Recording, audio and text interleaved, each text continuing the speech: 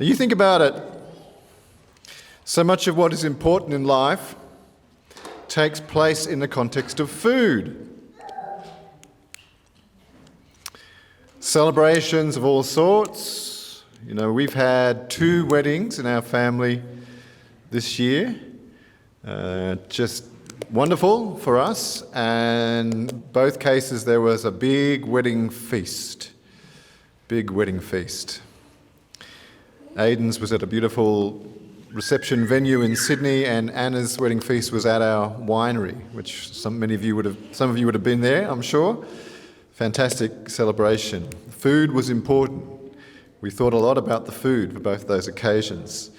What about the other end? What about wakes? We always have a wake when someone we love passes on to the next life. We celebrate their life with hopefully a Eucharist, and then have a wake. Christmas, major time for feasting. Easter too, in some cultures more than others, is a time of great feasting and sharing. And of course, birthdays. Birthdays are special times. I don't know what your traditions are. A lot of traditions grow up in families around food, and that's a great thing. I like tradition. So a lot of connection around food, a lot of ritual around food. Food is used to mark occasions, to celebrate good times, to grieve difficult times. Often we turn to food, and that's good. That's a good thing. Food is a powerful means of connecting people. There's no doubt about it. I think of my mum. I think of all the mums, because often it's mums that do much of the cooking. And sometimes that's a thankless task. My mum had 6 boys and a husband to feed every night, and she would cook for us every day. And my mum was of that generation, and maybe that psychological and cultural background, being British, where she was not the most effusive with her emotions. She was not the most affirming necessarily in her speech, and she certainly wasn't especially touchy-feely in the way she related to her 6 boys. But what she did do is feed us.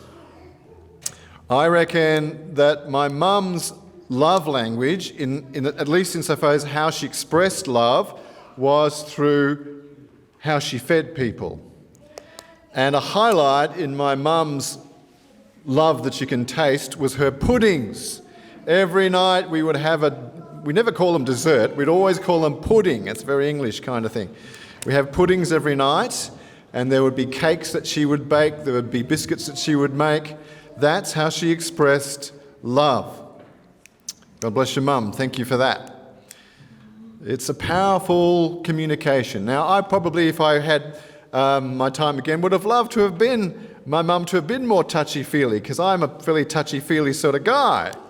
But in reflecting on my mum's life now, from where I stand, having lost her to heaven temporarily, I'm getting in touch with my gratitude that she did love me, and the way she expressed it was often through food. All right, so it's powerful, isn't it? You can think of stories in your own life, I'm sure, and your own parents, your grandparents, how connection was established and love was expressed through the meal, through eating, through preparing and sharing food. Now, this isn't a modern phenomenon, this is a human phenomenon. And in preparation for this talk, I was reflecting on some of the scriptural images of food and stories of food, and there's so many, we can just scratch the surface. But you think about Genesis 18, remember this story where Abraham is visited by 3 men, so it seems, turns out they were angels. He must have discerned there was something extraordinary about them, because he rushed to prepare. He got Sarah, his wife, to prepare food for them. He fed them. Somehow in the feeding of these 3 extraordinary men, he knew there was a connection being established with the supernatural realm, and blessing would be the consequence. The blessing established through food there in Abraham in Genesis chapter 18. Or you think about the prophetic tradition, about the messianic banquet, particularly strong in Isaiah, for example, Isaiah 25, when the prophet is wanting to speak a word of hope to a people who are experiencing severe suffering. He spoke these words, "On this mountain, the Lord of hosts will make for all peoples a feast of rich food, a feast of well-matured wines, of rich food filled with marrow." This is according to the New Revised Standard Version at least. "Of well-matured wines strained clear." That the glorious hope that what the people of Israel should put their forward-looking hope in a context of suffering, was that God himself would feed them. That there was a banquet in their future, which if they lifted their hearts and minds, they would begin to move towards the glorious messianic banquet. It's a powerful image, isn't it? So many points in the New Testament where food is relevant and important and ministers to people. But not just the Old Testament, the New Testament. Now you think about this. Jesus loved food. In fact, he was known as a lover of food and wine. In fact, it was the criticism that was laid against him, how much he loved food.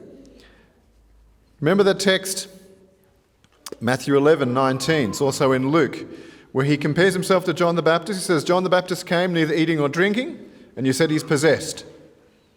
But the Son of Man comes both eating and drinking, and you call him a glutton, a drunkard, and a friend of tax collectors and sinners." He was known for it. Think about the stories. Jesus would eat with his friends. Jesus would eat with his friends all the time. There's a particularly beautiful story in John chapter 12. The context is Jesus is just on the outskirts of Jerusalem. He's looking down the barrel at his great act of love, of laying down his life. What does he do? He gets together with his good friends, Lazarus, Mary, and Martha. He gets together with them to do what? To eat. It says they gave a dinner for him. I just love that line in John chapter 12. They gave a dinner for Jesus. They knew him. They loved Jesus. Mary, Martha, and Lazarus. We're told that he loved them. And they loved him. So what did they do? They gave a dinner for him because they knew that Jesus loved dinner. Okay? So he eats with his friends. But Jesus also eats with his enemies. Luke chapter 7, one of my very favourite texts in the New Testament. He goes to the house of Simon the Pharisee. One of the Pharisees, Luke chapter 7, verse 36, look at it. One of the Pharisees asked Jesus to eat with him. And he went into the Pharisee's house and took his place at the table.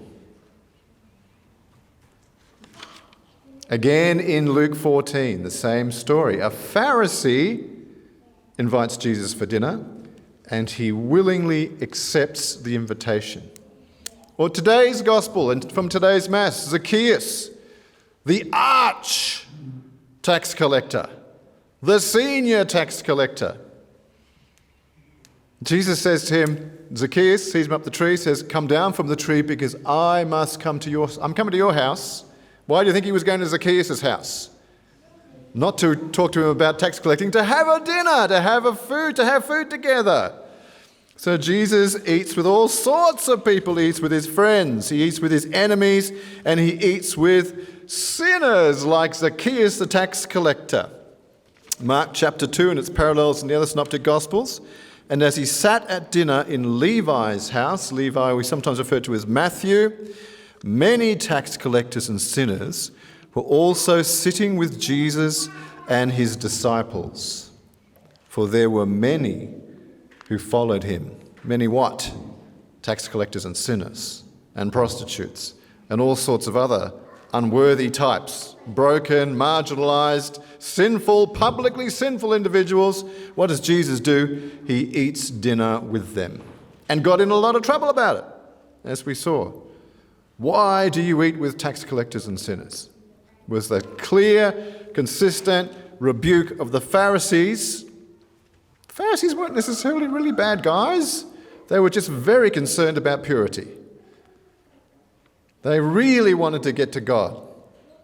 And they thought that ritual purity was the key, and Jesus just seemed to trample all over those kind of regulations and stipulations and hang out with all sorts of lousy people and eat with them.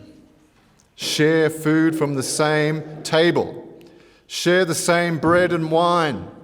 The same meat that was served from the same dishes. It upset the Pharisees. But that's Jesus.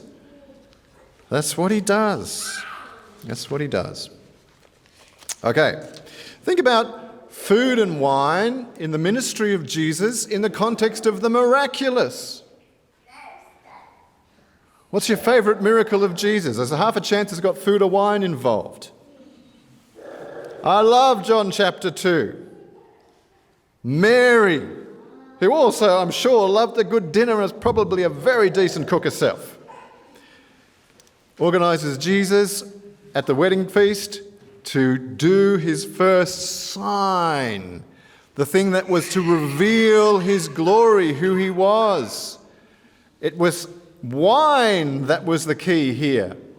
Jesus didn't multiply, that comes later. He turned water into wine, and not just any wine, he turned it into Shiraz Viognier. It was that good. It was that good. And of course, and in John's Gospel, all the Gospels really, but in a particular way in John's Gospel, there's the story, there's what really historically happened in the ministry of Jesus, and then there's all of the layers of spiritual meaning that is built into the story. The wine, the new wine that Jesus in this sign is pouring out. The new moment, the new time, the new epoch in history where the wine of God's love and God's grace and God's mercy is beginning to flow in and through the hands of Jesus to bless and bless and bless and transform the world. That's the sign. But it was done through wine. All right. And then obviously, as I mentioned before, to state the obvious, what about bread and fish? What about the multiplication of the loaves and the fishes? Jesus chose food. He was speaking into and acting into the physical hunger of the thousands of people that were following him. The human hunger, the physical craving for food. He wanted to meet the craving. He didn't want them to go home hungry, lest they perish on the way. Okay. He loved food and he wanted to see people fed. But obviously, that story appears 5 times at least in the gospel narratives, in every gospel. The synoptics and John, that's pretty rare for a miracle story of Jesus to appear in every gospel. And the critical scholars, and I'm not a critical scholar, and I'm not even a scholar, but the critical scholars say the more a story appears in different biblical traditions, in different writers, in different communities that were collecting the stories, the more chance it is that it really happened. Well, the feeding of the 5,000 happens in every gospel. It happened. And it was amazing. He fed people. Physically, but obviously we know. If you look at the way the story is shaped, it's got this wonderful Eucharistic vision. Jesus took the bread, he broke it. No, he took it, he blessed it, he broke it, he gave it. It was a sign of the Eucharist. It was a foretaste of what was coming. That Jesus was himself the bread of life.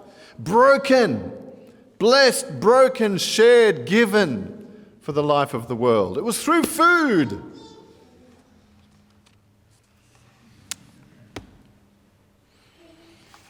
"12 baskets left over. Abundance. Jesus is about feeding us and feeding us with a feast, the Messianic feast. He's about wine that is so good that no one can believe that the wedding manager would serve such extraordinary wine last. It's about beyond anything that we've known or seen or imagined to this point. The blessing and the goodness and the power and the sheer joy of God poured out with the image and example of food. All right, here we go. So many other parables we could talk about, but I've got to move on. Like Luke 14, the parable of the dinner. When you have a dinner, Jesus says. Remember, Jesus is a man who loves dinners. Now, when you have a dinner, he said, don't just invite your mates. Invite the blind and the lame and the broken. Isn't that just like Jesus? He doesn't say, if you're going to be followers of mine, I want you to fast all the time and be grumpy and miserable. He says, no. He does want you to fast. Like when the bridegroom leaves, we'll fast, he says. They'll fast. My disciples will fast. We'll talk about that. That'll be another talk. But he says, now when you have a dinner, not if you have a dinner, when you have one,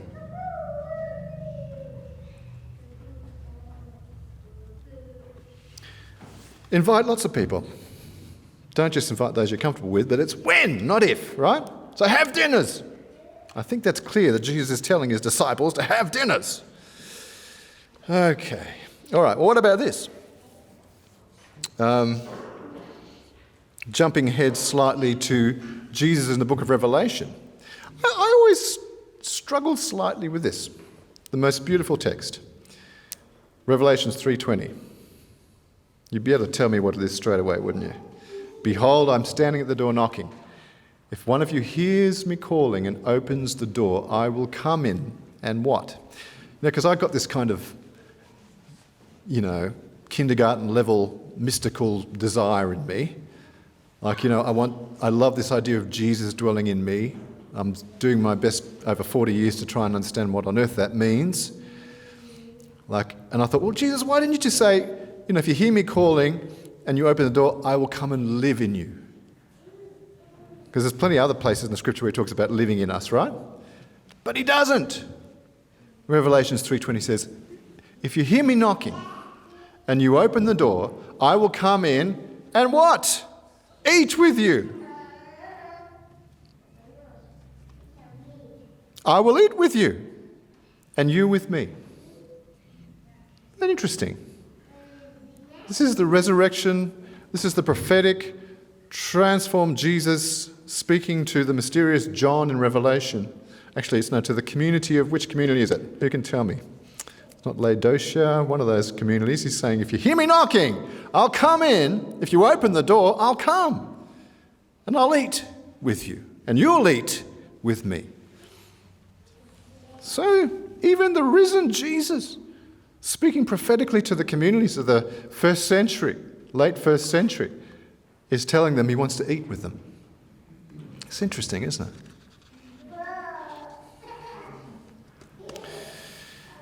All right. What about Revelations 19? Blessed are those who are invited to the marriage supper of the Lamb. Jesus the bridegroom, the church the bride. This is the great vision of where we're going. The marriage of the bride and the bridegroom. And blessed are those, the angel says, who are invited to the supper of the Lamb. And the Eucharist, of course, is our way in. Insofar as we're receiving the Eucharist, we're already there. Anyway, that's another talk. Another time. Okay, so that's Jesus. But his followers, the earliest Christians, took up the same teaching and modelling of Jesus. The use of meals as the means of connection, of evangelization, of communion, of community. And we have it in our covenant. This text, Acts chapter 2. You know it so well. Where are you? Oh yes, the first Christians, Acts chapter 2, 46 to 47, broke bread at home. Now we don't know. Is Luke referring to the Eucharist? We like to think so. They broke bread at home and ate their food, plural, I'm not talking about individuals, talking about the early Christian community in Jerusalem. They ate their food with glad and generous hearts, praising God and having the goodwill of all the people. And day by day the Lord added to their number those who were being saved. Have you ever thought, well, maybe there's a connection? Maybe there's a connection between the way they broke bread and ate food with glad and generous hearts. How do you eat food with glad and generous hearts? You can only be generous in the context of relationships with people, right? You can't be generous if it's just you being on your own or with your immediate family only. They ate food with glad and generous hearts, praising God, having the goodwill of all the people. And then we're told, day by day the Lord added to their number those who were being saved. Have you thought about that? The meals they had were the means of the evangelization, the evangelical success of the church. It was through meals that the community grew. Have you seen that before? Eating as a way of evangelizing.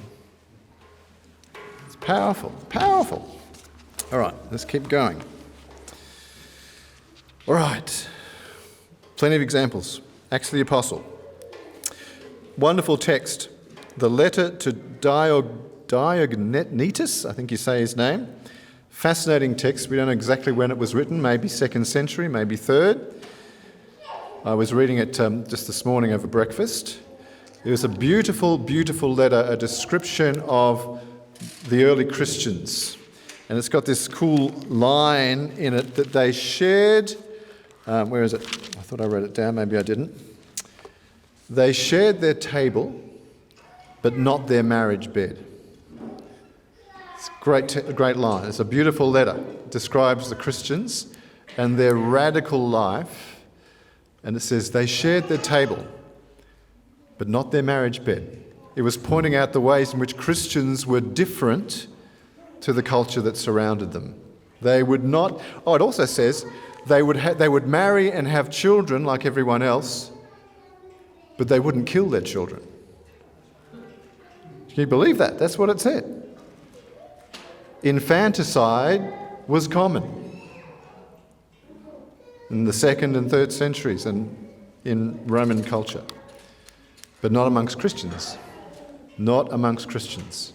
Not only did they not kill their children, they would collect other abandoned children that they found and raise them as their own. They were known for it. But they shared their table. They shared their table. All right. Wonderful. Christianity spread through meals. How about that? So let's think about how this pertains to our life as community now. Food and community. It's always been part of our life as community. I remember, my early experience before I was a member of the community. We're talking about a long time ago now, in the 80s. One of the things that really opened me and moved me was the generosity of community families in inviting people to dinner. And someone like me, a young single guy, invited to dinner with a family, just being in the context of a Christian family, I found profoundly moving. It was just the way I saw families who were intentional disciples, couples trying to love each other, parents trying to love kids, kids loving each other, kids speaking warmly to each other. And I don't know, it was very influential for me. It was probably more than any other thing, it's what led me to think, I think I want to be part of this community. Families around the table. For the longest time, we had the tradition of Sabbath meals. Now, they've kind of fallen off the perch a bit the last decade or so. But it used to be pretty much a weekly event, didn't it? That we would have a celebration of the Lord's Day. And you know, there are pendulum swings, aren't there? Sometimes when you do something so much, you think, oh, we're so into that, but then the pendulum can swing the other way. So maybe we're on the other side of the pendulum swing. And maybe we need to just bring it back to the middle a bit. Celebration meals. I was talking to Grace about that. Maybe it's time for us to revise and reissue a Sabbath meal, celebration meal, we started calling it, booklet or something. I don't know. It's interesting, isn't it? But that was powerful too. And interestingly, because Grace was saying, Grace and Brendan, they love Sabbath meals. See, our generation, oldies like Lara and I and some others in this room, had so many Sabbath meals that maybe we kind of moved away from them. But a younger generation of community families and their kids actually really like them. Maybe we should go back, renew and revitalise them. All right. So what can we do as a community around food? How can we think about food as the blessing, receive it as the blessing that it is for our community? Well, first of all, to state the obvious, for families, for community families, to remember, just simple as that. So I'm trying to do in this talk, realise how precious it is to eat together. And again, I honour those mostly mums who day in, day out feed their kids and their spouses and serve and serve and serve. Bless you. You are doing something mighty. You are doing something that Jesus thoroughly approves of, feeding people. Remember, families, the power of the table. It's what connects you as a family. It blesses you as a family. It builds that sense of well-being, stability, warmth and comfort in the family. Eat together. Don't eat in front of the television. Don't have your screens at the table. I get in a lot of trouble if I have a screen at the table. It's not allowed. Never happens. Never happens as a darling. And it's not true that I sometimes have a sneaky peek under the table. See who's texting me, what's going on. Checking social media. No screens at the table. Families eat together. Okay. All right. What's the next level? Well, let's remind ourselves of the power of the table and get a little bit more. I know we're all busy, and I know we're all stressed, and I know we're all anxious. But what are the opportunities for us to eat with other community members? Now, we build some of them into our life, don't we? We have home fellowships. We have praise in the homes. Well, even that is a start. Turn up to your home fellowships. Turn up to your praise in the homes. Remember that this is Jesus' way. This is Jesus' way. Feed people, eat together. Okay? And then maybe if you have a minute, an hour, a time, invite another community family over. Someone in your sharing group, someone that you're pastorally caring for or who is pastorally caring for you. I remember John and Lynn, for the longest time, Lara and my pastoral care, and they used to exercise pastoral care over meals. That's how they do it. It's always done around the table. It's beautiful. It's powerful. Let's remember how beautiful it is. And just take, as circumstances allow, no pressure, let's eat together. Eat together. All right. But as I mentioned before about that text in Acts of the Apostles, let's remember how powerful meals are as a means of evangelization. You know, we have tried, Lara and I, far from perfectly, but we've tried to exercise a charism of hospitality in our family. We will fairly often have people around. You know, as the kids were going through school, we'd have their friends round for dinner. And you could sort of, not in necessarily obvious ways, but I just know that it blessed many of them just to be around our family table. It's powerful. It's powerful. Meals is outreach, that we open the doors of our domestic church, we invite people in, to the warmth of our table, and the Lord does it. The Spirit does it. He evangelizes. He heals people through that welcome. So, families eat together. Community members, let's eat together. Let's open our doors to others. Maybe the suffering. Who do we know that's suffering? Maybe the struggling. Maybe the broken. What about we make casseroles for people when you know that they're in grief or in crisis? We do that, I think. Let's know that we're doing a really beautiful and holy thing when we're feeding people, particularly the suffering, particularly the broken, particularly the hurting. All right. It's powerful. It's powerful. It affirms relationship. It says, when you invite someone to dinner, it says, I like you, and you're welcome here. It establishes culture. When you invite someone for dinner, you're saying, welcome to my tribe. You belong here. You're one with me. And it proclaims good news to them. Taste and see that the Lord is good. Just by eating. Just by blessing people with a meal. All right. I think that's the main thing I wanted to communicate. It's nothing. None of us. We all know all this already, but let's just remember the power of the meal and how much it blesses our community and the work of our community and our families. Love you can taste, like my mum's vision. Love you can taste. All right. Now, one of the things, and I'll finish with this,